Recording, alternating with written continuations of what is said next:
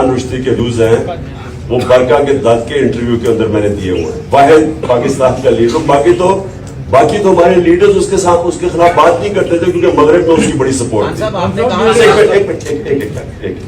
तो मेरे बड़े क्लियर व्यूज हैं उससे, और उस इंटरव्यू में भी मैंने कहा कि इसने 1.5 अरब मुसलमानों की इससे तौहीन की।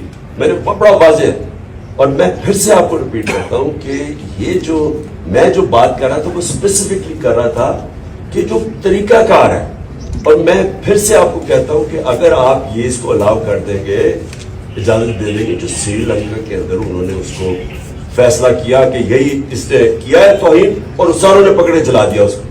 आपको अंदाजा नहीं है कि इस मुल्क को कितना नुकसान हुआ। मैं प्राइम मिनिस्टर था, बाहर के लीडर्स की कॉल्स आए मुझे, जो लोगों का जो बाहर के प्रेस में हमारे केस लिखा गया। सो इसलिए जिस वक्त आप वो इंडोर्स करते हैं ना, आप दरवाजे खोल देते हैं, कहीं भी जाके कोई फैसला करे जी फायदा तौहीन किया उसको मार दे। इसके मैं सिर्फ प्रोसीजर के पॉइंट था। सलमान रुश्दी मेरे ख्याल में बहुत बड़ा फितना था, मेरे बड़े उसके ऊपर क्लियर व्यूज है।